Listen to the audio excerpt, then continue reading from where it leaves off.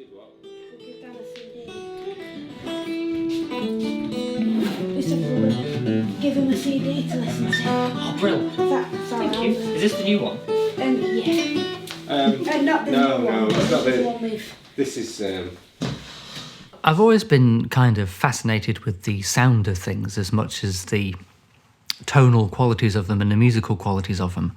My parents gave me a set of bongos when I was about 7 or 8 because I was hitting everything I could find, really, from tables to the furniture to the cat and the dog.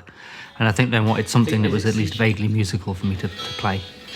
As well as kind of finding the two sounds of the lower and the higher drum, I also went around the whole skin of the drum and the different textures and found all the sounds that you could pull out of it that weren't necessarily musical sounds, but they were part of the instrument itself.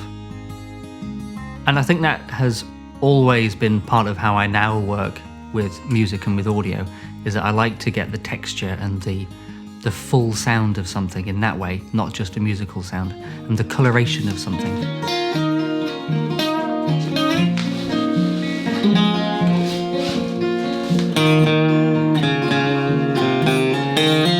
That sounds the same everywhere, that's And whether that's using a certain microphone in a certain position, or if it's running the signal through various effects and processes like preamps and different preamps, or different EQ units, or different compressors, then it's always designed to try and pull out the different textures and the different coloration that you can get from the sounds that I'm recording. I've never had a guitar that consistent across its body. It's a beautiful guitar, that. Honestly, it's just an amazing thing. I try to get things kind of right from the word go with what microphone I use, where I put it, what instrument we're using. And that also means that I will go through outboard equipment as well, things like the mixing desk, various bits of outboard that I have here, some of which are quite old and kind of quirky ones. And I like using the quirky stuff. Space has always been really important to me as well, and I don't just mean the studio space as in the control room and the live room, but also having the countryside outside.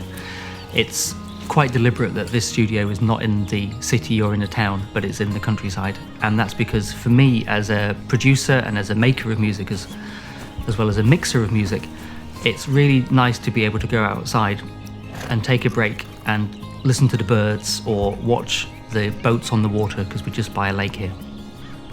And that kind of gives you a fresh perspective on things in a way that I think sometimes working in city studios is a little bit harder to come by. Just having a beautiful space like this to work in is lovely. The natural light that comes through the windows in the studio is, again, very deliberate.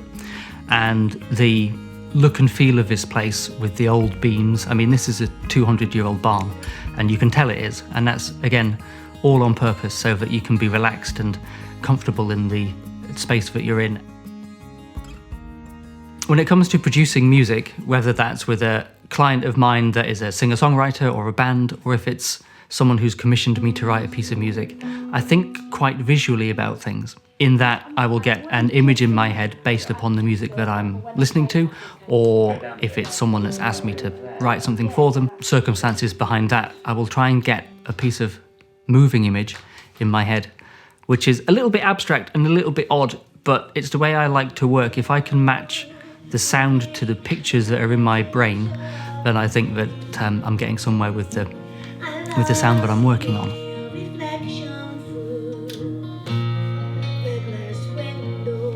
There's an album I did recently that had a song on it that I thought gave me the idea of a 1930s speakeasy in America. It had that kind of film noir sort of look and feel to it. And so in my head, during the production of that song, I had a kind of speakeasy scene running through my head, which no one else could see, of course. It was all in my head, but that made me choose the microphones, made me choose the mic placement that I used, made me use certain bits of equipment in certain ways. And I like to get the sound as finished as I can before I start mixing. And having that image in my head is the way that I do it. If the image matches, or the music matches up with the image that I've got in my head, then I think that I'm kind of on the right tracks. A lot of the acoustic singer-songwriters that I work with are striving for that organic and kind of natural feel to their music. And whether that's using the equipment in a certain way so that you get the sound at the point of recording. I mean, I've even got 2 1,000-litre oil tanks that are just outside the control room in the studio. And they are old oil tanks, which when you run a signal down it, it makes this amazing echo. And you can't really get much more real than that. It's awesome when you open the door to the control room and you're running a vocal or something down the reverb tanks and the sound just kind of fills the space. And as I say, you can't get much more real than that kind of thing.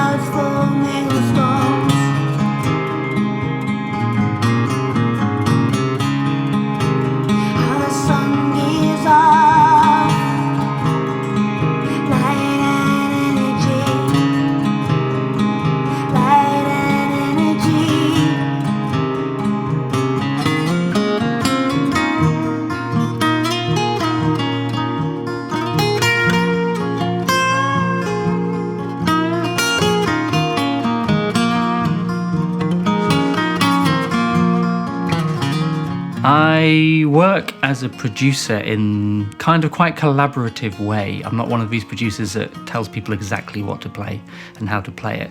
So when I'm working with session musicians or if I'm working with the artists themselves, I like to give them the freedom to do what they want to do and to do what they're best at themselves.